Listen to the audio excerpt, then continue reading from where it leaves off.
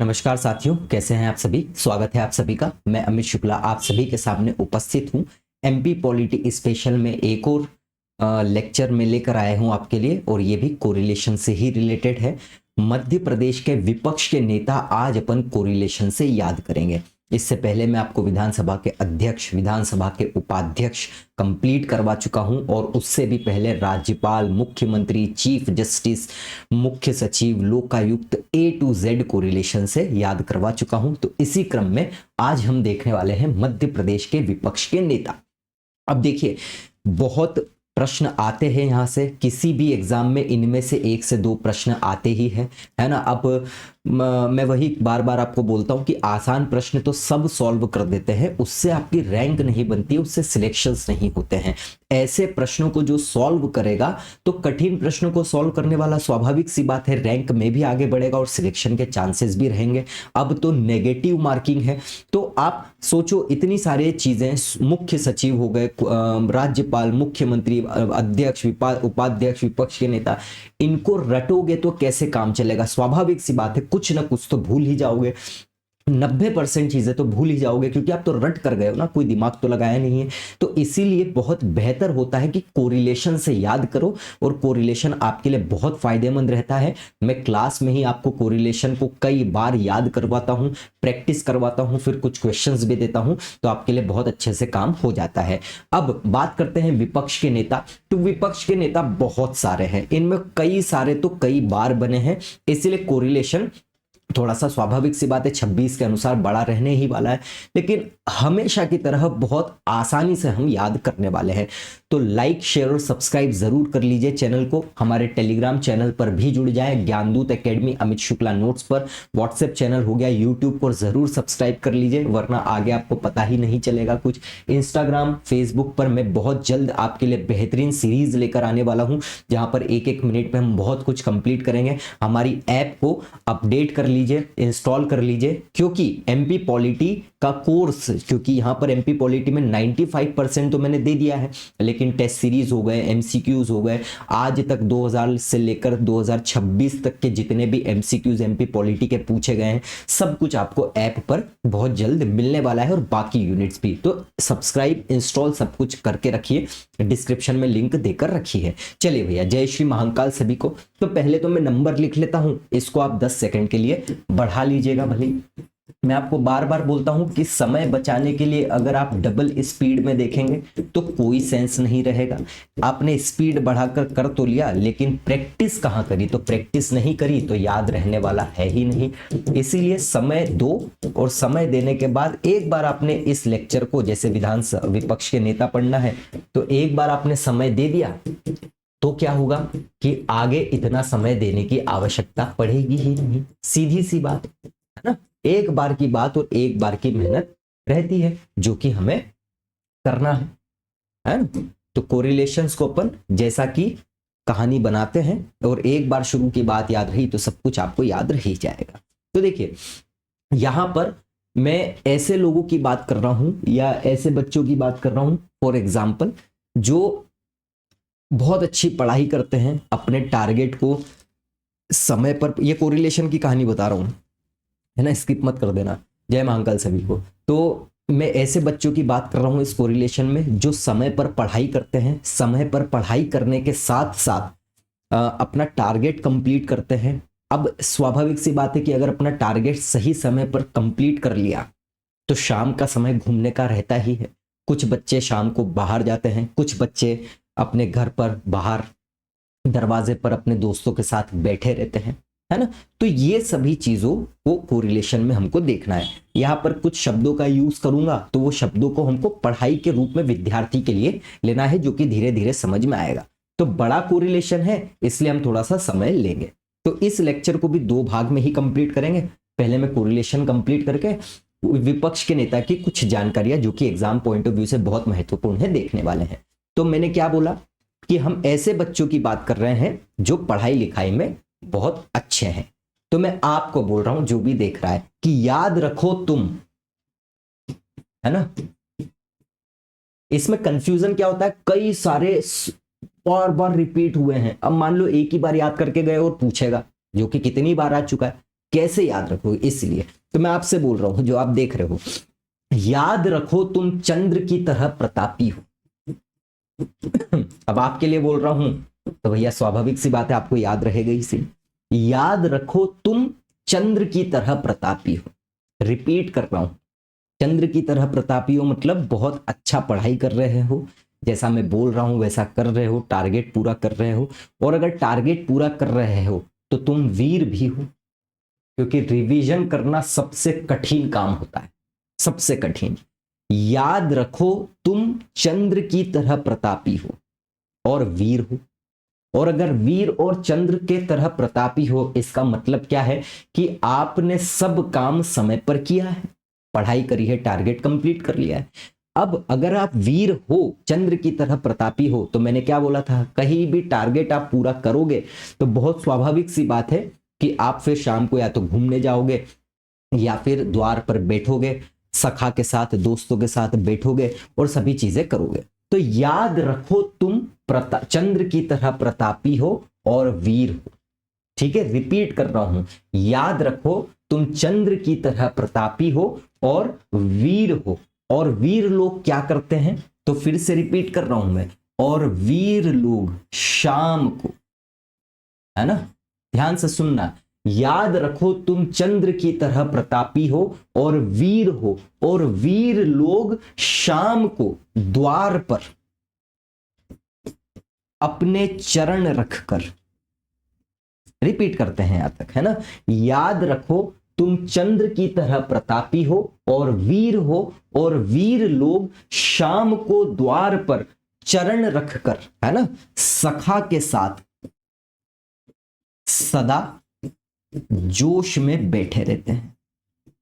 हो गया कोरिलेशन। क्या बोला मैंने, या आपकी बात कर रहा हूं, याद रखो तुम चंद्र की तरह प्रतापी हो मतलब बहुत अच्छी पढ़ाई कर रहे हो, और वीर हो मतलब रिवीजन भी समय पर कर रहे हो। और अगर तुम वीर हो तो तुम्हारे पास समय बचेगा ही बचेगा, शाम को घूमने जाओ या द्वार पर बैठो। अक्सर गांव में लोग रहते हैं तो घूमने की बजाय द्वार पर अपने दोस्त को बुला लेते हैं, खटिया वटिया डाल के बैठे रहते हैं। तो याद रखो तुम चंद्र की तरह प्रतापी हो, तुम वीर हो, और वीर लोग शाम को द्वार पर मतलब अपने घर के गेट पर चरण रखकर, है ना, चरण अपन होता है ना, ओटला रहता है तो चरण नीचे रहते हैं, चरण रखकर सखा के साथ मतलब दोस्त के साथ सदा जोश में बैठे रहते हैं, क्योंकि उनको कोई टेंशन ही नहीं है, मेरा आज का टारगेट मैंने कंप्लीट कर लिया है तो मुझे किसी प्रकार की कोई दिक्कत ही नहीं है, बढ़िया जोश है, कल इसी जोश के साथ आगे जाएंगे। ठीक, तो याद रखो तुम चंद्र की तरह प्रतापी हो, तुम वीर हो, और वीर लोग शाम को द्वार पर चरण रखकर सखा के साथ सदा जोश में बैठे रहते हैं। इनकी जुनून से बहुत पट्टी है, जुनून रहता है ना, पढ़े लिखे वाले व्यक्ति में, लोगों में एकदम बढ़िया तरीके से जुनून रहता है कि हाँ आज ये मेरा काम हो गया है, कल मैं अब इससे ज्यादा टारगेट कंप्लीट करूंगा, या कल का टारगेट नहीं करना है तो फिर क्या होगा, फिर मुझे थोड़ा सा और ज्यादा टारगेट कंप्लीट करना है, मतलब अपने आप को और निखारना है, ये जुनून रहता है, एक्साइटमेंट रहती है। तो इनकी जुनून से बहुत पट्टी है। अब आप सोचो, आप सॉरी कॉपी लेके बैठोगे, याद करोगे, इतनी देर में तो मैं कम से कम 25 बार तो मैं क्लास में ही याद करवा देता हूँ, तो बढ़िया काम हो जाता है आपका।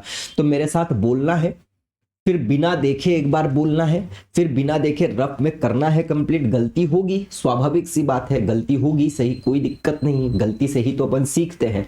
अब इनको बिना कोरिलेशन के रटोगे तो ये तो 5 भी याद हो जाए, बहुत बड़ी बात है, बाकी तो छोड़ ही दो। तो गलती होगी, कोई दिक्कत नहीं है, बोलो फिर लिखो, फिर फाइनली फेयर करो, और जब एग्जाम आए रिवीजन आपका 5 मिनट में हो गया। अब मान लो कि एग्जाम है, आप एमपी पॉलिटी का रिवीजन कर रहे हो, मैं आपको मुख्य सचिव, राज्यपाल, मुख्यमंत्री, अध्यक्ष, उपाध्यक्ष, विपक्षी नेता सब रिवाइज करना है। आप बताओ कितनी देर लगेगी सभी को रिवाइज करने में, अगर सबने कोरिलेशन याद कर लिया तो मुश्किल से 15 मिनट।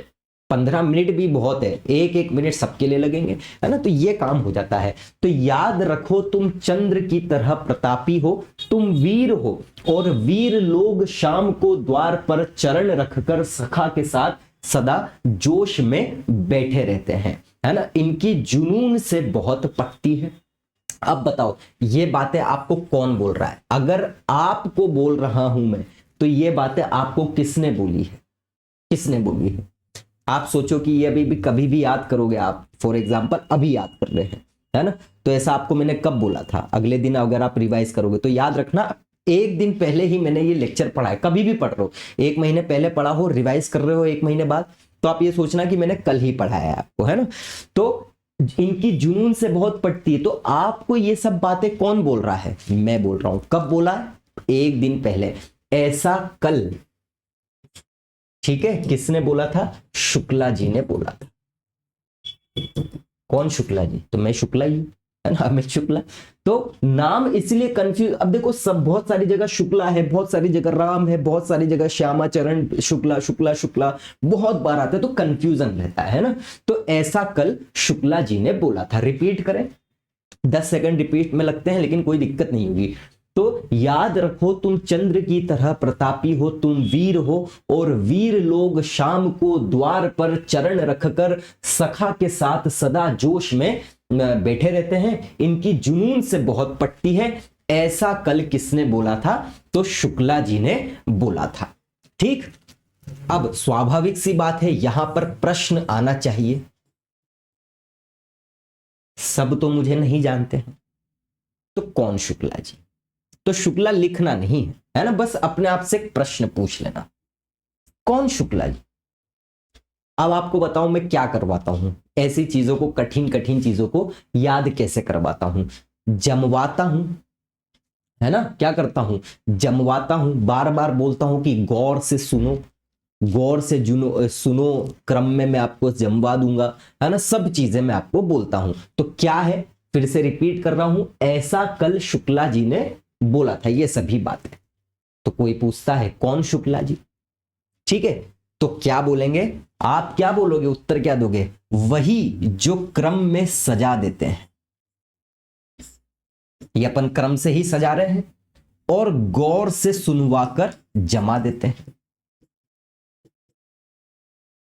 कैसी रही, तो ये आपके लिए और मेरे लिए सभी के साथ मिलकर हमने क्या कर लिया, कोरिलेशन बना लिया। अब ये जमाते कितनी बार है, अपन लगभग लगभग बहुत बार प्रैक्टिस करते हैं, एक से तो ज्यादा बार ही प्रैक्टिस करते हैं, है ना, तो अपन 2 बार जमा लेंगे इसको। तो वही जो क्रम में सजा लेते हैं और गौर से क्या कर देते हैं, जमा देते हैं। क्लियर, तो भैया एक बार यहां तक रिपीट कर लेते हैं। तो क्या बोला मैंने, याद रखो तुम चंद्र की तरह प्रतापी हो, तुम वीर हो, और वीर लोग शाम को द्वार पर चरण रखकर सखा के साथ सदा जोश में बैठे रहते हैं, इनकी जुनून से बहुत पटती है। ऐसा कल शुक्ला जी ने बोला था। कौन शुक्ला जी, तो वही जो क्रम में सजा देते हैं और गौर से 2 बार जमवा देते हैं। और क्या करवाता हूं मैं आपको, अपने क्लास की खासियत क्या है, मैं आपको क्या बोलता हूं बार बार कि भैया पेज को बर्बाद करो। बर्बाद करने का मतलब कि जितनी बार प्रैक्टिस करोगे उतना अच्छा रहेगा। तो गलती हुई है काटो, ठीक है, आज क्लास में हो तो आज ही इतनी बार रिवाइज करो, कट रहा है तो कोई दिक्कत नहीं, और कटने के बाद सब बनने के बाद क्या हो जाएगा, आज ही लेक्चर लेकर भाग जाओगे, बैठे तो नहीं रहोगे, है ना। तो मैं क्या बोलता हूं आपको कि आज ही काटो। आज ही काटो का मतलब कि बार बार लिखो लिखो लिखो, गलती हो रही है काटो, कोई दिक्कत नहीं, आज ही काटो, और आज ही फिर लेक्चर लेकर भागो। और अगर आपने ये सब कर लिया है, मेरा लेक्चर ले लिया है, तो कल आपके लिए समय मिलेगा आपको।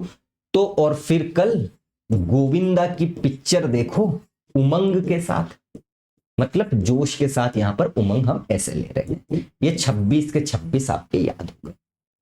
कमेंट करके जरूर बता देना कोरिलेशन कैसा लगा है। मैं आपको रिपीट कर रहा हूं, चाहे नेशनल लेवल की एग्जाम हो, चाहे ज्योग्राफी, हिस्ट्री, पॉलिटी, कुछ भी हो, एमपी के ऐसे ऐसे टॉपिक मैं सब कुछ कवर करने वाला हूं। मैं बार बार बोलता हूं कि किसी भी टॉपिक के 2 भाग होते हैं, एक पूरा कॉन्सेप्ट, एक पूरा कोरिलेशन। जहां कोरिलेशन की जरूरत है वहां कोरिलेशन से याद करवा रहा हूं, रटने का काम है, समझने जैसा कुछ नहीं है। जहां कॉन्सेप्ट है तो वहां पर पूरा कॉन्सेप्ट के साथ समझाया हुआ है। तो कमेंट करके जरूर बताइएगा कैसा लगा कोरिलेशन।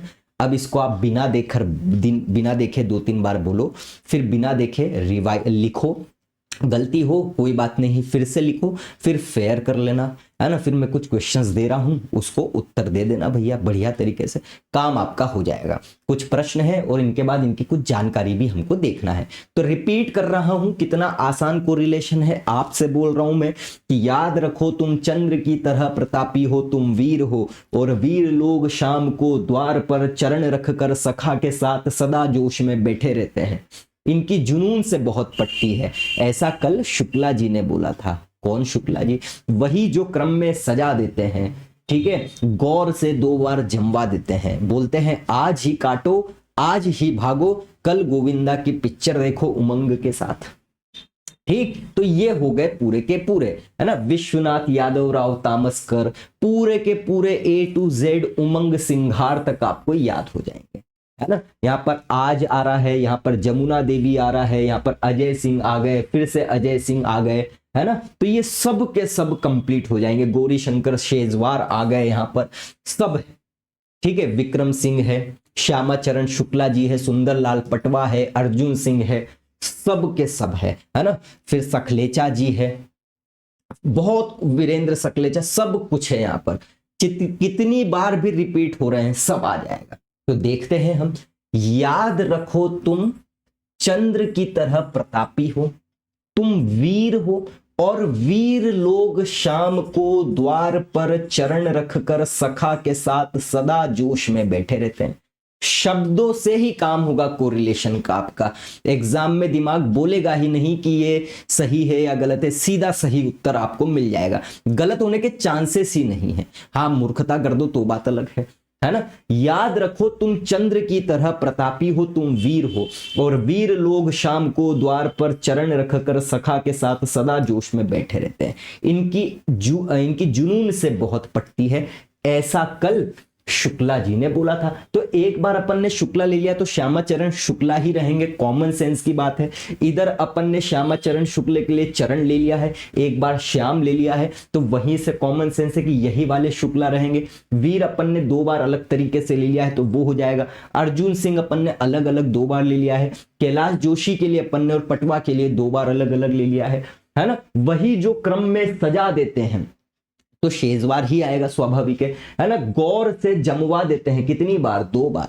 क्या बोलते हैं कि आज ही काटो आज ही भागो, भागो से गोपाल भार्गव भी आने वाले हैं, और कल गोविंदा की पिक्चर उमंग के साथ देखो। उमंग सिंघार कब से बने हैं याद रखना बहुत जरूरी है, करके जाना है आपको। और पहले वाले व्यक्ति का भी आपको समय याद रखकर जाना ही जाना है, ये मैं हमेशा बोलता हूं, कृपया करके ध्यान रखिएगा। ठीक, चलिए अब जैसा मैं हमेशा बोलता हूं, उमंग सिंघार 26वें नेता है क्रम में। अगर सबको एक एक बार गिने तो फिर 19वें नंबर के हैं नेता प्रतिपक्ष के रूप में। क्लियर? चलिए बात करते हैं आगे। तो आपसे मैं कुछ क्वेश्चंस पूछ रहा हूं। समय लगता है कभी कभी। अब देखो, स्वाभाविक सी बात है, कुछ भी हो रिवीजन तो करना ही पड़ेगा ना। ऐसा तो नहीं है कि मैंने पढ़ा दिया है, आपने नोट डाउन कर लिया, आज याद हो गया, अब याद करने की आवश्यकता ही नहीं है। ये तो स्वाभाविक सी बात है कि गलत है ना। बस इतनी बात है कि इतनी सारी चीजों को रटोगे बिना किसी तरीके से, कुछ भी कोई न कुछ मतलब बेढंगे तरीके से कर लोगे तो एग्जाम में तो याद रहना ही नहीं है। कोरिलेशन बना लिया, लिख लिया, तो आपको रिवीजन में बहुत कम समय लगेगा और एग्जाम में याद रहेगा, ये मेरी गारंटी है। तो मध्य प्रदेश विधानसभा के नेता प्रत्यक्ष पक्ष कौन नहीं रहे हैं? उमंग सिंह, सत्यदेव कटारे, कैलाश जोशी, रघुवीर सिंह। तो अब आपको यहां पर उत्तर दे देना है भैया कमेंट में कि इसका क्या उत्तर रहने वाला है। ठीक है, बहुत बहुत सिंपल है। कौन से विधानसभा के उपाध्यक्ष नेता प्रतिपक्ष नहीं रहे? तो उमंग सिंघार, सत्यदेव कटारे, कैलाश जोशी, रघुवीर सिंह। अब यहां पर आपको पता होना चाहिए कि वीर कौन है और कैलाश कौन है, सत्यदेव कटारे, उमंग सिंघार कौन। इतना अगर आपने मेरी विधानसभा अध्यक्ष, विधानसभा उपाध्यक्ष, मुख्यमंत्री, राज्यपाल करे हैं तो सब आप वहीं से इसका उत्तर दे सकते हैं, बहुत सीधा सीधा, है ना। आगे, निम्न में से कौन एक से अधिक बार मध्य प्रदेश विधानसभा के नेता प्रतिपक्ष बने हैं? ये भी इसी कोरिलेशन से बन सकता है ना? तो आप बताइएगा। अर्जुन सिंह, कैलाश जोशी, वीरेंद्र कुमार सकलेचा, कमलनाथ। कमलनाथ तो हमने एक ही बार लिखा कि कल गोविंदा की पिक्चर देखना, है ना? तो एलिमिनेशन रूल से भी आप यहां पर कर सकते हो। ठीक, फिर उसके बाद कैलाश जोशी, तो कैलाश जोशी में देखो अपन अर्जुन, इनकी जुनून से बहुत पटती है। वीरेंद्र कुमार सकलेचा, तो वीरेंद्र कुमार सकलेचा 2 बार आया ही आया है कि याद रखो तुम वीर हो, और वीर हो तो वीरेंद्र 2 बार आया ही आया है। इस प्रकार से सीधा सीधा आपका उत्तर बन जाएगा। विधानसभा के नेता प्रतिपक्ष बनने के क्रम में सजाना है, जो पहले बना है उसको पहले। तो बाबूलाल गौर, श्यामा चरण शुक्ल, वीरेंद्र कुमार सकलेचा और सुंदरलाल पटवा, है ना? तो आप यहां पर देखोगे कि अपनी कहानी शुरुआत कहां से हो रही है, तो वीरेंद्र से ही हो रही है कि याद रखो तुम चंद्र की तरह प्रतापी हो, तुम वीर हो। मतलब यहां पर वीर आ रहा है, मन में करो और नंबर से काउंट करते रहो, वरना लिख लो कोरिलेशन, 10 सेकंड लगेंगे। तो 3 के हिसाब से ये तो गलत हो गए, बी और डी।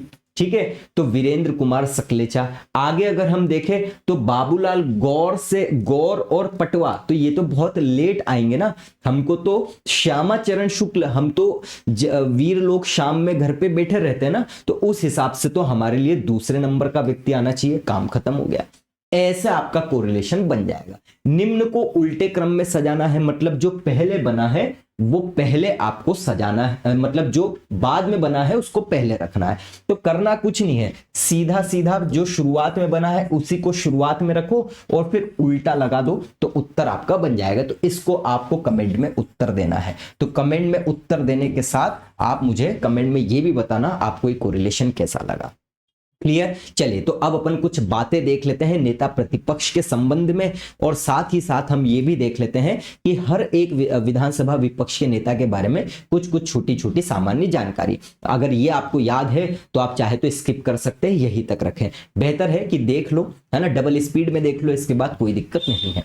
तो कुछ बातें हैं, है ना, प्रथम से चतुर्थ विधानसभा तक की हम बात करें, है ना, मध्य प्रदेश में पहली से चौथी विधानसभा तक की हम बात करें, किसी भी प्रकार का कोई विरोधी दल की मान्यता प्राप्त नहीं थी, मतलब कोई रिकॉग्नाइज्ड ओपोजिशन लीडर नहीं था पहली से चौथी विधानसभा तक। तो ये प्रश्न सीधा आ सकता है आपको कि कौन सी विधानसभा में, ध्यान से सुनना, कौन सी विधानसभा या मध्य प्रदेश की कौन सी विधानसभा में मान्यता प्राप्त विरोधी दल का नेता नहीं था। पहली, दूसरी, तीसरी, पांचवी, इस प्रकार से आ सकता है, या पहली से चौथी भी आ सकता है। तो पहली से चौथी है बहुत महत्वपूर्ण। आगे अगर हम बात करें तो तृतीय विधानसभा से ही विरोधी दल को मान्यताएं प्राप्त हुई है, ये बहुत महत्वपूर्ण बात है ना। आगे की बात करें तो प्रथम विधानसभा में श्री विश्वनाथ यादव राव तामस्कर एवं द्वितीय विधानसभा में श्री चंद्र प्रताप तिवारी तत्कालीन विरोधी नेता में सबसे बड़े विरोधी दल के नेता थे। मतलब क्या बोल रहा है कि पहली विधानसभा में विरोधी दल आपको समझ में आती है कि भैया जिसको अधिक वोट है, जो पार्टी जीती है उसके बाद सबसे ज्यादा वोट है, तो वहीं से विपक्ष का नेता बनता है। तो पहली विधानसभा में सबसे बड़ा विरोधी दल का नेता कौन था, मतलब यहां पर सबसे बड़े विरोधी दल के नेता की एक पार्टी है, चुनाव जीत गई है। अब दूसरी जो सेकंड नंबर पर सबसे ज्यादा वोट मिले हैं उसका नेता, तो वो कौन था, विश्वनाथ यादव राव तामस्कर पहले में, और तीसरी में कौन था, तो तीसरी में था चंद्र प्रताप तिवारी। ये उस समय में पहली और तीसरी विधानसभा में सबसे बड़े विरोधी दल के नेता थे, ये याद रखिएगा आप, है ना। ये दोनों की दोनों तीनों बातें। बात करते हैं मध्य प्रदेश विधानसभा से रिलेटेड कुछ महत्वपूर्ण तथ्य। इनमें सबसे पहले हम देखें तो विश्वनाथ यादव राव तामस्कर ये मध्य प्रदेश की विधानसभा के पहले नेता प्रतिपक्ष थे, आपको याद करवा ही चुका हूं। वीरेंद्र कुमार सकलेचा, सब जगह इनका नाम आता है, तो नेता प्रतिपक्ष, उप मुख्यमंत्री, मुख्यमंत्री रहे हैं। 1000 करोड़ स्टार लगा लेना, है ना, क्योंकि सबके सखा रहे हैं तो इनको मुख्यमंत्री भी बना दिया, उप मुख्यमंत्री भी बना दिया, नेता प्रतिपक्ष भी बना दिया, है ना। आगे बात करते हैं जमुना देवी। सीधा प्रश्न आ जाता है, इनका जन्म कहाँ हुआ है? तो धार सरदारपुर में इनका जन्म हुआ है ना। प्रदेश की पहली एकमात्र महिला उप मुख्यमंत्री भी यही रही है और प्रदेश की एकमात्र ऐसी महिला नेता भी है जिन्हें नेता प्रतिपक्ष एवं उप मुख्यमंत्री दोनों बनाया गया है। तो ये केवल पहली महिलाओं में ये जमुना देवी बहुत महत्वपूर्ण है, उप मुख्यमंत्री के तौर पर भी और नेता प्रतिपक्ष के तौर पर भी। ठीक, आगे बढ़ते हैं। सत्यदेव कटारे, तो भिंड में इनका जन्म हुआ है। बहुत कुछ डिटेल याद रखने की आपको आवश्यकता नहीं है, छोड़ भी सकते हो आप। उमंग सिंघार की बात करें तो इनका धार में जन्म हुआ है, अभी लेटेस्ट वर्तमान में यही है, धार में जन्म हुआ है और धार की गंधवानी सीट से ये क्या है, विधायक, मतलब चुनाव लड़कर जीते हैं। ये वर्तमान में नेता प्रतिपक्ष है और 18 दिसंबर 2023 को इन्होंने पदभार ग्रहण किया है। ये प्रश्न सीधा आ सकता है।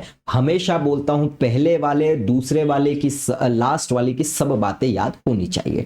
कुछ नेता प्रतिपक्ष से रिलेटेड बात करते हैं। चुनाव के बाद जो दल सरकार नहीं बना पाता है वो विपक्ष में बैठता है, स्वाभाविक सी बात है ना। उसमें से सबसे बड़ी पार्टी को चुना जाता है, मतलब कि A B C D 4 party ने मध्य प्रदेश में चुनाव लड़ा, इसमें से ए ने मेजॉरिटी पार कर ली है, सरकार बनाएगी। अब इन विधानसभा में तो जो जो जीता है दूसरी पार्टी के वो भी बैठेंगे। अब बी सी डी और क्या रहेंगे, तो ये बी सी डी विपक्ष में बैठते हैं, मतलब इनके भी बहुत सारे विधायक जीते हैं लेकिन मेजॉरिटी नहीं मिल पाया है ना। तो अब यहां पे ये स है, इसको सही कर दूंगा मैं।